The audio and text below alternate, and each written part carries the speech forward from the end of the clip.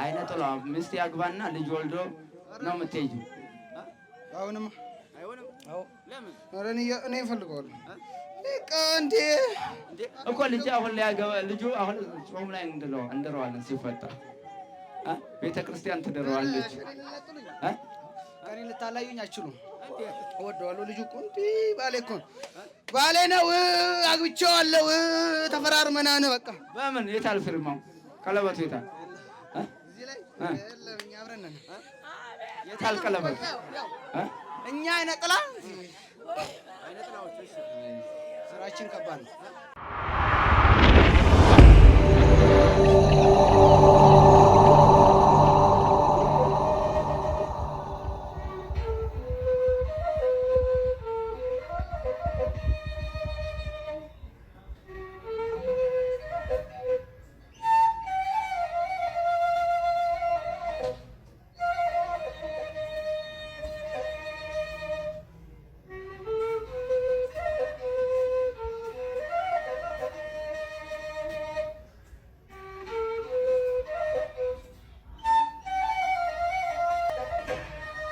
ግንባር ላይ ነው ያላችሁት? አይ ስራት ያዝ። ምን ነው ምኑ ላይ ነው ያለው? አይምሮ ጭንቅላት ዘሮ እንዳለ ራሱ አይምሮን ይዘን ነው። አይምሮን ለምን ይሰራን? 10 ሲሰራ እኛ 5 እንለዋለን። 10 ሲሰራ 5 እንለዋለን። ውስድ አዎ አይምሮ ሰላም ነው። አይምሮ ሰላም አዎ በቃ ምንም በቃ ይኸው እናበሳጨዋለን። ምን አደረገው እናቃጥለዋለን። በቃ ይኸው በቃ አልፈልገውም። በቃ ላይ ነው ማለት አንፈልገውም። ይሰራል። ለእኛ ነው የሚያመጣው። ይሰራል ለእናንተ ለሰላቢዎቹ። ምን ሰራተኛ ነው? ተማሪ ነበር። ትምህርቱን ሲማር ደግሞ አለን ሴት አይነጥለዋለን። አይምሮን ከሰላቢው ጋር አንድ ላይ አይምሮን ይዘነዋል። በቃ ሰላቢው እንዴት ገባህበት? አይምሮን ይሰለም ነው። አይምሮን የትምህርት ቤት ሰላቢ ማለት ነው። የአይምሮ ወተት ናችሁ። ስራስ አብራ አደጊ ነው። ይኸው አንድ ባንድ እኮ ነው ሸኘ በጨረስን። ጨረስከን እኮ ጨረስን። አንድ ባንድ ጨረስከን። ስንት ቀራችሁ? አሁን የቀረነው ማለት ሴት አይነጥላና የአይምሮ ሰላቢ ቡዳ ሆነን በቃ ወንድና ሴት ቡዳ። ኧረ የሴቱም ወንድም አለ። ሴትም ወንድም ቡዳ ሁለቱም። በህፃነቱ ነው የበላችሁት? ገባን።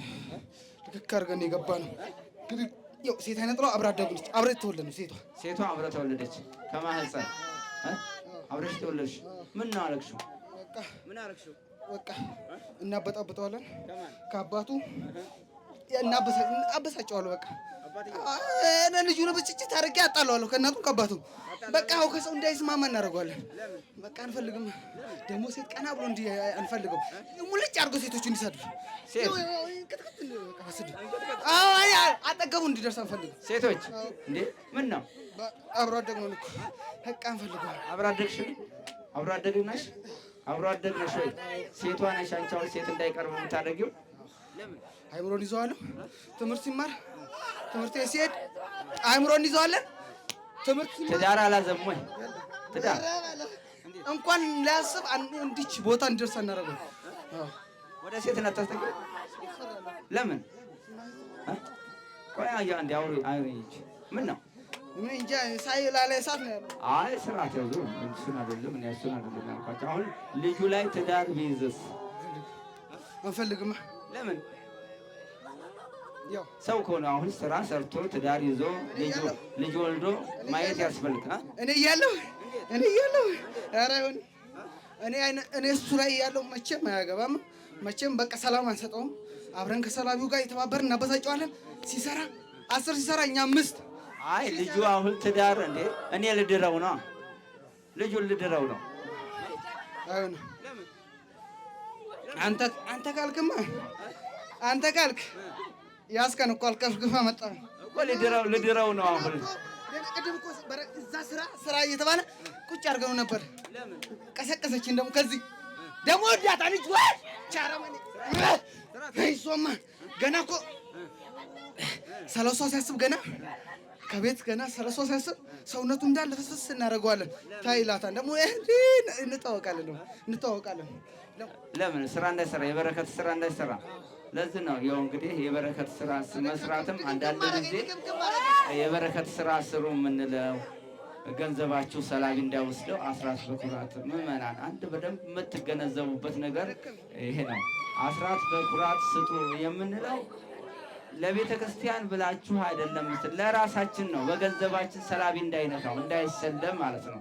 እንዳይሰል ገንዘባችሁ ላይ ሰላቢ እንዳይገባ ገንዘባችሁ በኪሳችሁ በቀዳዳ ኪስ የምታገኙትን ደሞዝ በቀዳዳ ኪስ እንዳታስቀምጡት ነው። 10 ብር ቢኖራችሁ ከ10ሯ አንዷ ብር የመድኃኔዓለም ናት፣ የእግዚአብሔር ናት። በቃ የእግዚአብሔር ናት። 100 ብር ካገኘን 10 ብር የእግዚአብሔር፣ 90ው ብር የራሳችን እንዲባረክልን ማለት ነው። እና ይሄ የእግዚአብሔር ከጸሎት አንዱ ነው። ስለዚህ አጋንንት ይንቀጠቀጣል፣ ይቃጠላሉ። ቅድም መምህራችን ያሉት እኮ ለዛ ነው አባታችን።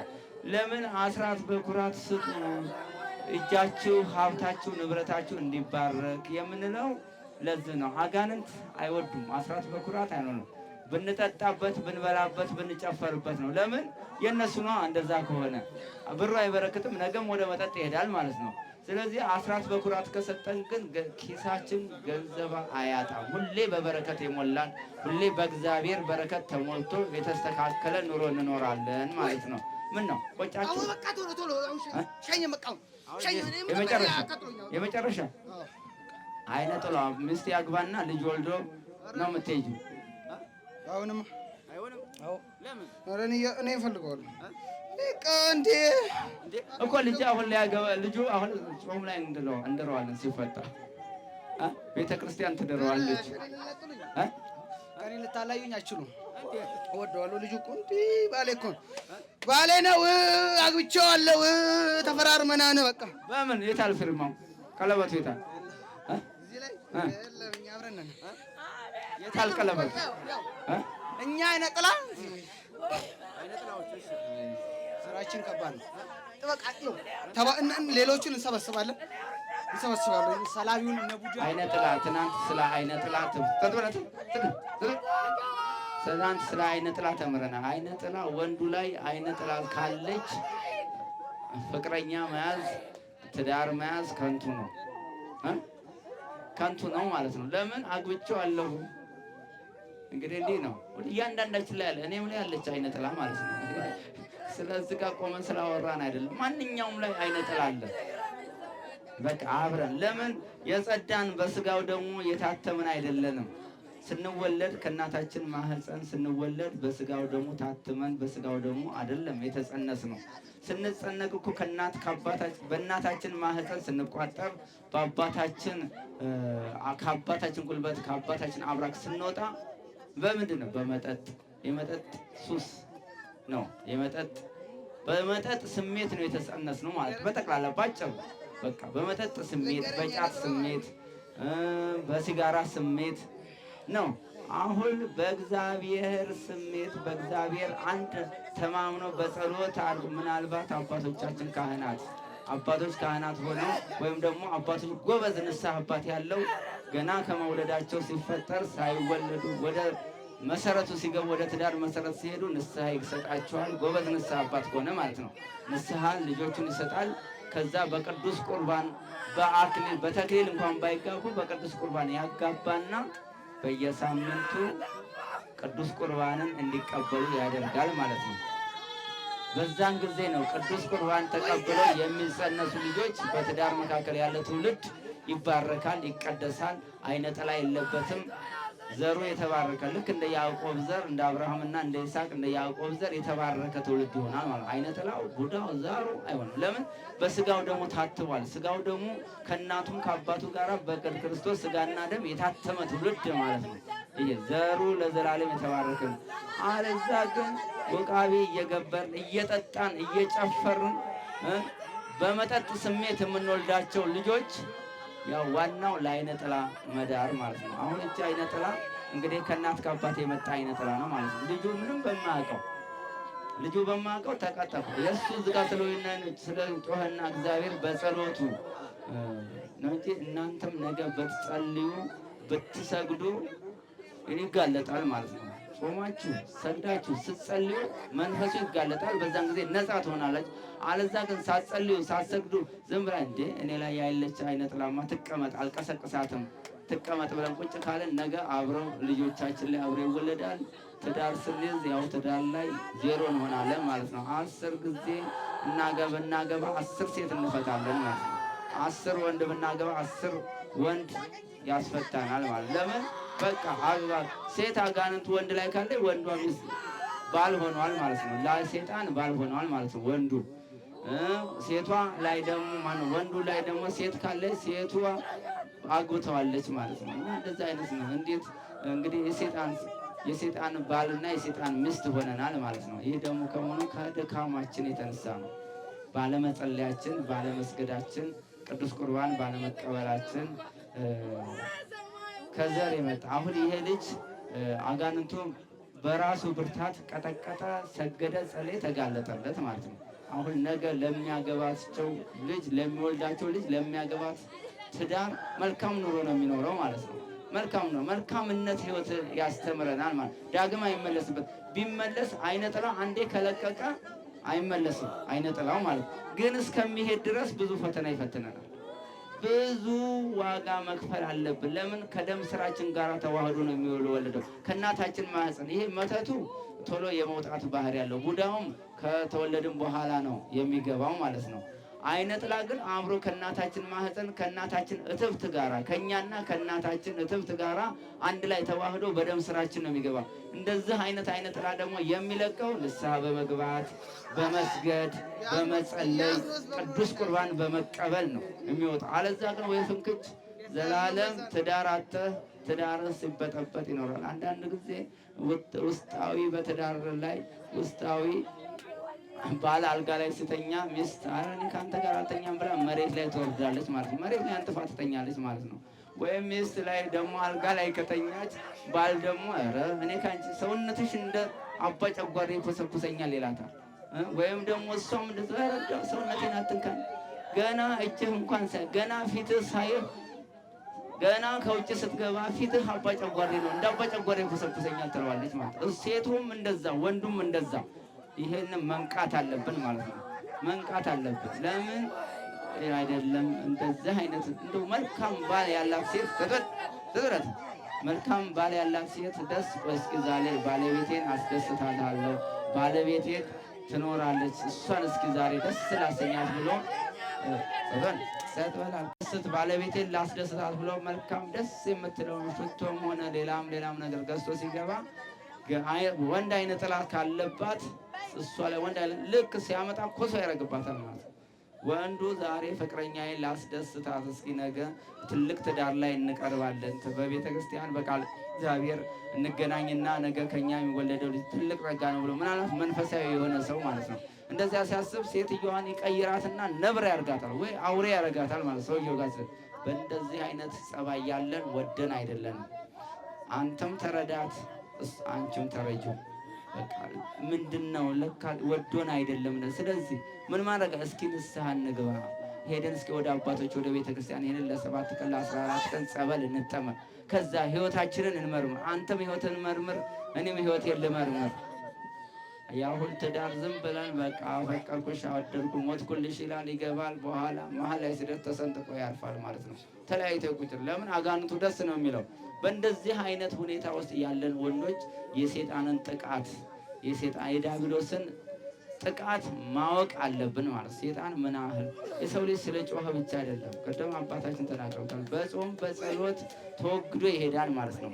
ስንሰግድ፣ ስንጸልይ፣ ስንቀጠቅጥ መቁጠሪያ ይዘን ስንቀጠቅጥ እግዚአብሔር ራሱ በዚያ ላይ ያለው ለሁለት አይነት እንጠቀምበታለን። መቁጠሪያ ይዘን ስንቀጠቅጥ መቁጠሪያ ይዘን ስንቀጠቅጥ ምንድነው በላይ ላይ ያለ አይነ ጥላ ከእናት ከአባት ከውቃቢ የመጣ አይነ ጥላ በጌታ በኢየሱስ ክርስቶስ ስም ተቃጠል፣ በስላሴ ስም ተቃጠል፣ በድንግል ማርያም ስም ተቃጠል እያልን ራሳችን መስቀል እንዳንይዝ ክህነት የለንም።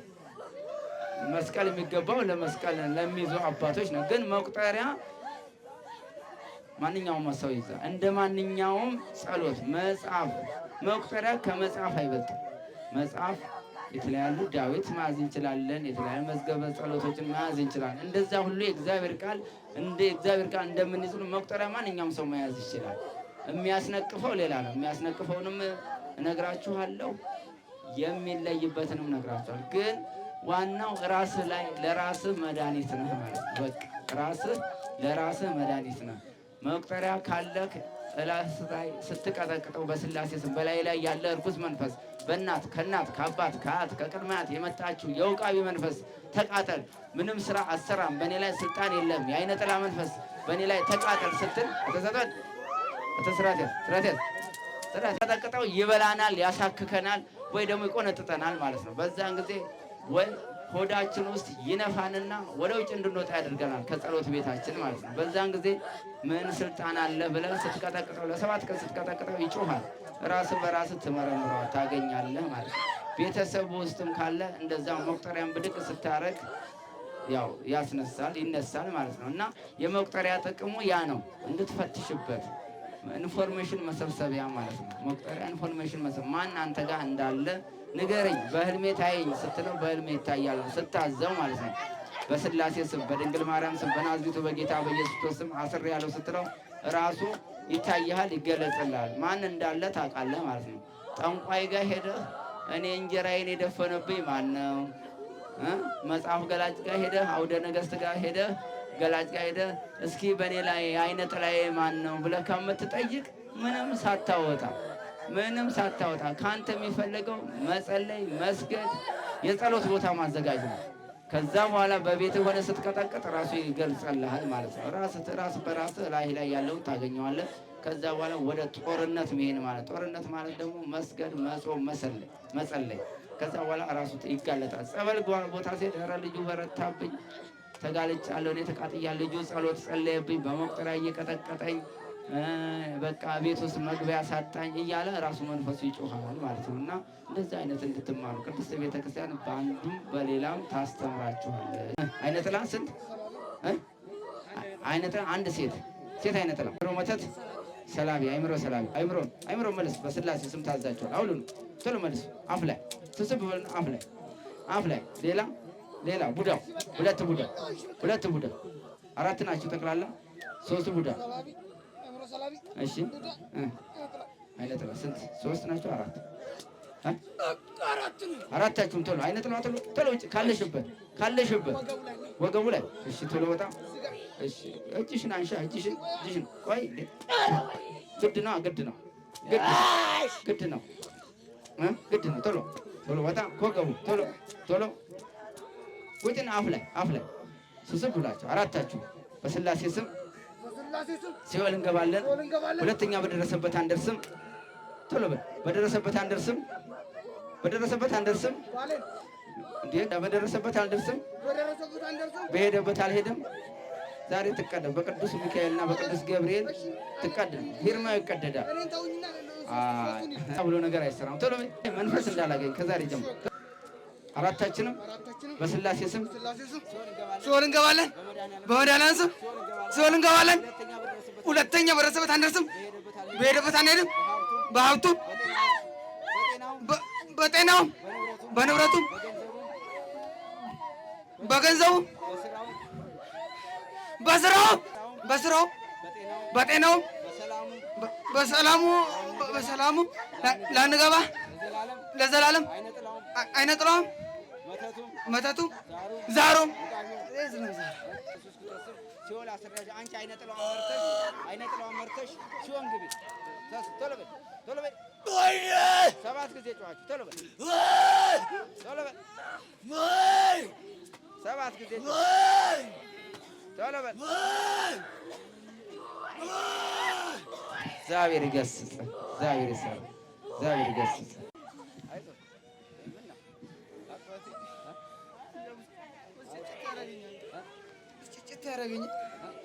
ብጭጭት ያደርገኛል። ልክ በቃ ቤተክርስቲያን ሄዳለሁ ስል ሌሊቱን ሁሉ መለሊት መጥቶኛል። እንዳለች አውቃለሁ። በቃ አይምሮ ነው ብጭጭት እሰራለሁ። ስሰራ ልክ በቃ ጋሪ ነው የምሰራው። ስሰራ ልክ ወይኔ 10 ተሰራው ጥፍት ይልብኝና 5 ይመስለኛል። አይወሬ በጣም ነበር በቃ ያጨናንቀኝ። በቃ ብጭጭት ያደርገኛል። ትዳር ለመያዝ አላሰብክም? የለም የለም። ለምን? ዘንድሮ ትምህርት የጨረስኩት። ትምህርት ዘንድሮ ነው የጨረስከው? ስራስ? ስራ ጋሪ ነው የምሰራው። ጋሪ ነው የምሰራው ስራ። ትምህርት ላይም በቃ ምንም መማርም አልቻልኩም። ትምህርት ልክ ሲጀምር እንቅልፍ ይለኛል። እጄን ስጠፍ ያለበኛል። በቃ ከባድ ነበር አባ። ከባድ ነው ሄደው። አይዞህ በቃ እንግዲህ ለቃ ሄዳለች። ቡዷም አይነ ጥላዋም ለቃ እንዳትመለስ ያው እንግዲህ ቀጥቅጣት። እሺ እሺ፣ በርታ፣ አይዞህ። ያው እንግዲህ ትዳር ይዘህ ወልደህ ማየት አለብን። እሺ